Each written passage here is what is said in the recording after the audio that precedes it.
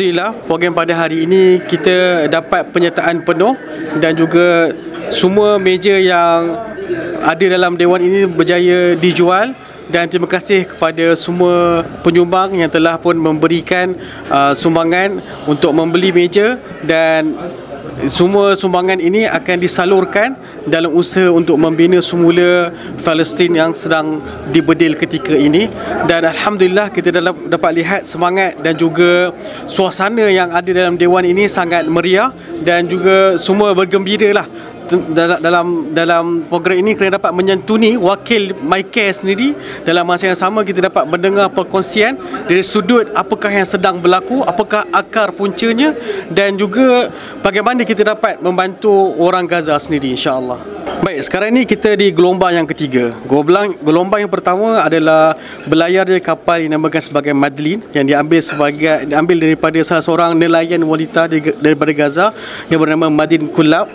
Dan nama beliau diambil untuk dinamakan sebuah kapal yang telah pun berlayar. Dalam kapal tersebut ada Greta Thunberg dan ramai lagi orang-orang yang terkenal, dan ditahan, dicolik penumpang-penumpang tersebut oleh pihak rejim Zionis. Ini adalah gelombang yang pertama dan dianjurkan dan dipandu oleh Freedom Flotilla Coalition.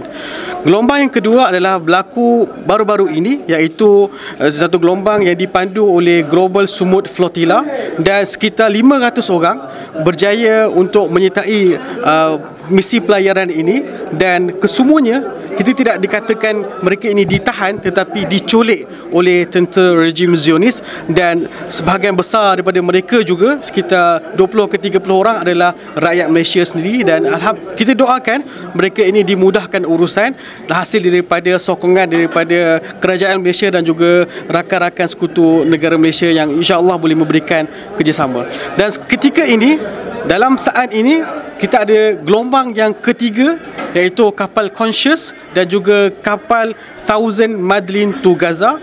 Sekitar 150 orang sedang menuju ke bumi Gaza, dan dalam misi pelayaran ini mereka baru saja melepasi Greek, dan jumlah rakyat Malaysia yang menyertai misi pelayaran ini adalah sekitar 9 orang, dan ke-9 orang tersebut adalah wakil pada MyCare, dan mereka ini adalah gabungan Freedom Flotilla Coalition dan Thousand Madlins to Gaza. Misi pelayaran ini kita fokuskan kepada dua kategori penumpang. Yang pertama adalah pegawai-pegawai perubatan, dan kedua adalah wartawan. Kami tak ambil ramai orang suka hati kerana memfokuskan untuk mereka yang boleh memberikan kerjasama kepada penduduk Gaza sekiranya sampai untuk memberikan rawatan, dan juga untuk cover ataupun untuk melaporkan isu-isu yang terkini. Dan dalam misi ini kami ada satu kapal yang paling besar, iaitu kapal Conscious, sekitar 100 orang dalam kapal tersebut daripada 26 negara.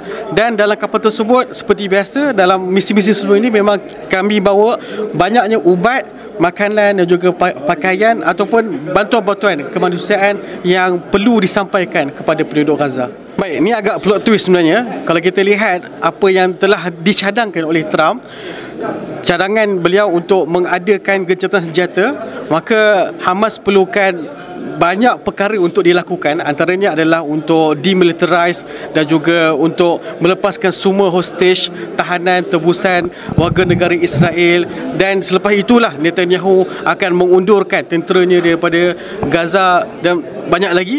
Dan kita menjangkakan bahawa kemungkinan Hamas akan tolak atau Hamas akan memberikan kritikan ataupun Hamas akan mengubah banyak perkara.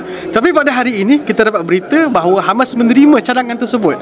Maka kali ini kita melihat adakah Trump dan juga Netanyahu akan benar-benar mematuhi apa yang mereka cadangkan. Sebab sekiranya mereka mematuhi apa yang mereka cadangkan, sepatutnya hari ini tidak ada lagi serangan berlaku ke atas bumi Gaza. Tetapi selepas Hamas setuju dan juga Trump yang cadangkan cadangan ini, Netanyahu masih lagi mengebom di kawasan utara Gaza.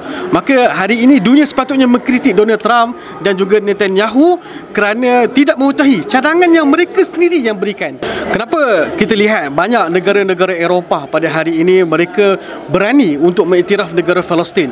Sebagai contoh, UK, Belgium, Luxembourg, Kanada dan banyak lagi negara-negara Eropah yang antaranya juga adalah Perancis, kerana adanya kebangkitan rakyat yang sangat mendadak. Dan kebangkitan rakyat ini berjaya untuk menukar pemikiran pemimpin mereka. Walaupun mereka kata mereka mengiktiraf Palestin, dalam masa yang sama mereka masih ada lagi kerjasama dengan pihak rejim Zionis. Tapi ini adalah satu batu loncatan yang baru untuk kita memerdekakan Palestin. Pada akhirnya, dari sudut diplomatiknya, Palestin telah diiktiraf. Namun kita melihat Amerika Syarikat juga berlaku perkara yang sama. Donald Trump takkan tiba-tiba nak bantu Palestin kalau dia tidak takut dengan rakyat Amerika sendiri yang hari ini bangkit untuk memerdekakan Palestin, untuk menghentikan genosid yang berlaku. Dan mereka sangat marah sebenarnya sebab wang mereka yang sepatutnya untuk bantu mereka bina sekolah di Amerika Syarikat, bina jalan ke Amerika Syarikat, tapi dijadikan untuk membeli bahan letupan, untuk membina bahan letupan, untuk menghantar bahan letupan bagi membunuh anak-anak di Gaza. Sebab itulah kita lihat Donald Trump pada hari ini dia tak ada pilihan lain selain untuk menghentikan jenayah genosid yang sedang berlaku ke atas bumi Gaza sebab kebangkitan rakyat. Sebab itu kebangkitan rakyat ini perlu dipertingkatkan lagi dan juga diusahakan lebih lagi.